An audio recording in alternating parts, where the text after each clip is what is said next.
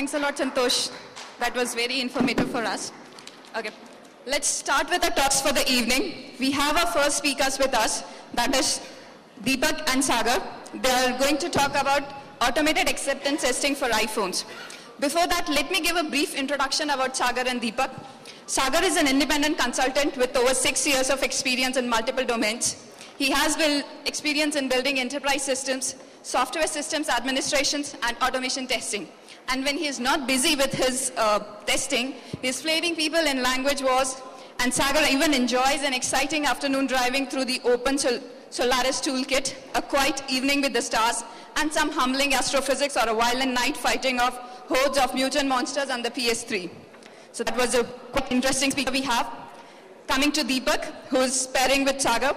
Deepak has been working since last 4 years and has mostly worked on ROR-based applications. Currently, he's working with Sapna Solutions and is curiously in QA pulled him to start experimenting with automation tools like Selenium, Sahi, and UI automation for iPhone, and he likes to play Age of Empires and Commandos. So let's welcome our first speakers for the evening.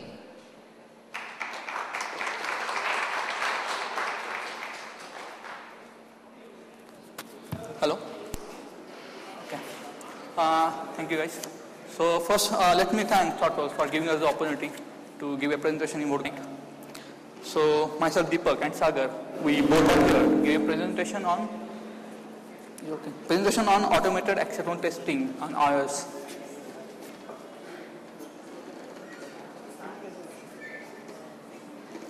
Automated acceptance testing on iOS.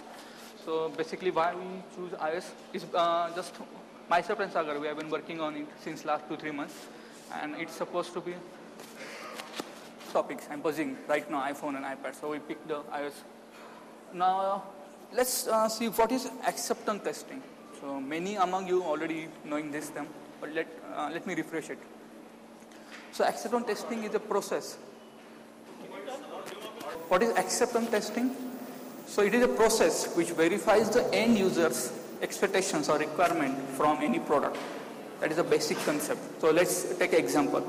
When end user expects that after clicking on the login button, redirect me to the login page. That is the simple expectation. So through acceptance testing, we verify that whether it is done or not. That is simple thing.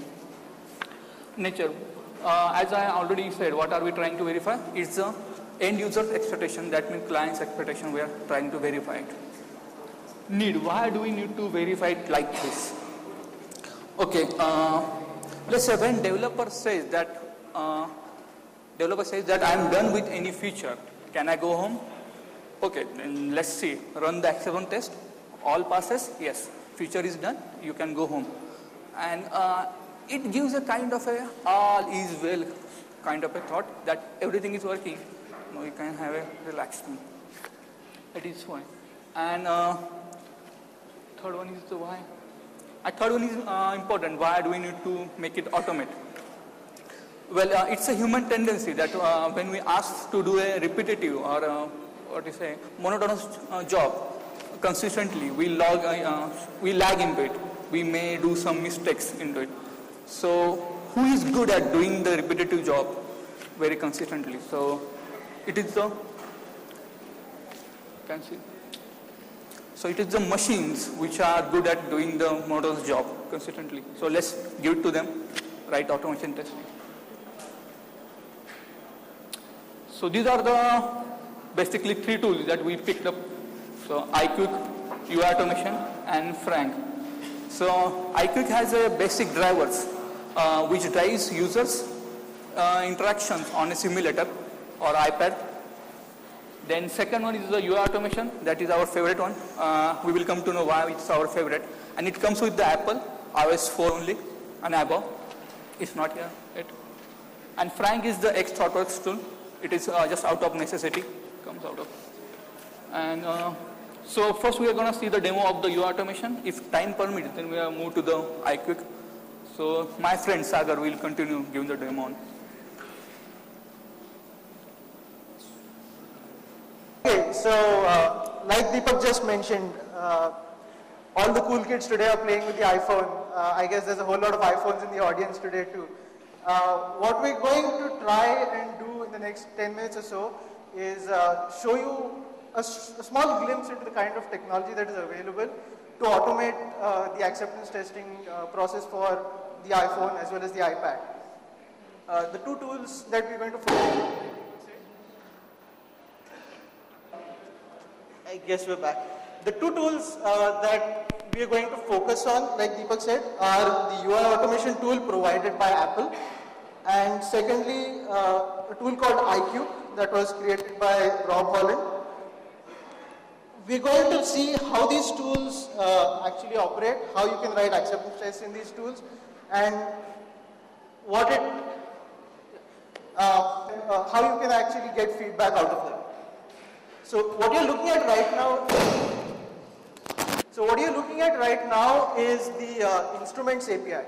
Instruments is a tool that Apple provided with iOS 4 as as a mechanism to monitor your application as it is running in the simulator or on the device, to check for things like memory leaks, object instantiations, various operations that the device is performing.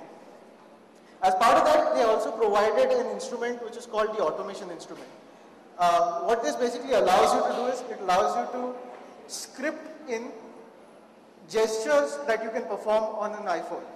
Like basically all the swipes, drags, clicks, taps, etc. that you can do on iPhone, you can now do that programmatically. Now how you do that is through simple JavaScript scripts. I'm going to give you a quick look at the first script that we've written for this.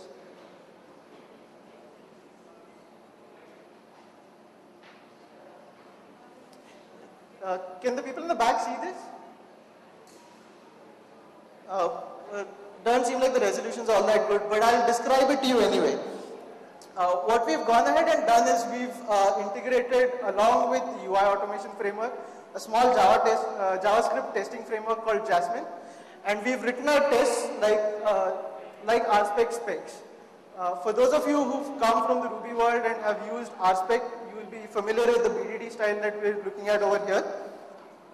So if you notice, we have a describe block right at the top that describes what feature we're trying to test, and a whole bunch of it blocks that perform the individual actions and the verifications necessary for it. And within the it blocks, you will see these are the things, this is the code that we've written to actually instrument our application.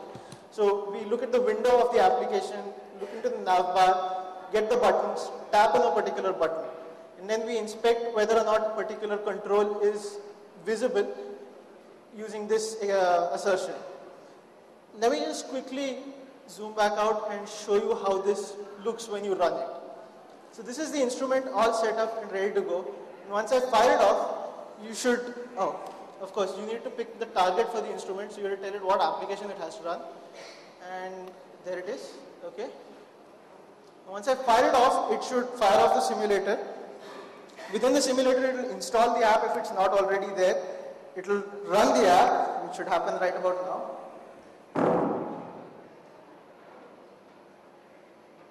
There it is. Okay. And then it will click on the information button on the top right corner. There it is. And it dismisses that dialog box. So this is a very simple script that I put in just to give you a general idea of what the capabilities of this tool are. Let's go on to the next script that we are looking at. So, using simple ideas like clicking on buttons and filling in text fields, you can actually automate large workflows within your application and verify whether or not entire features are working as you expected or not.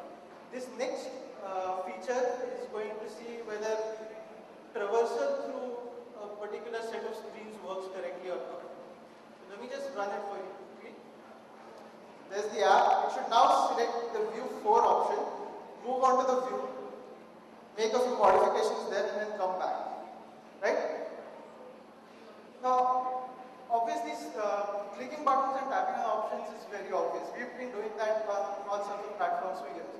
But the iPhone is different because it allows you to do gestures like dragging and swiping. So how do you do that? Our next demo is going to show you precisely that.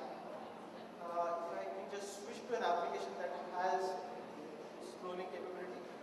Now what you're going to see is an application that has scrolling instrument. You'll see that the application will now scroll the the top view slightly, and then flip to the last image there, and it's flick the bottom view. So you can even simulate events as basic as this using this framework. Finally, what we've been looking at so far have been gestures and actions in the application itself.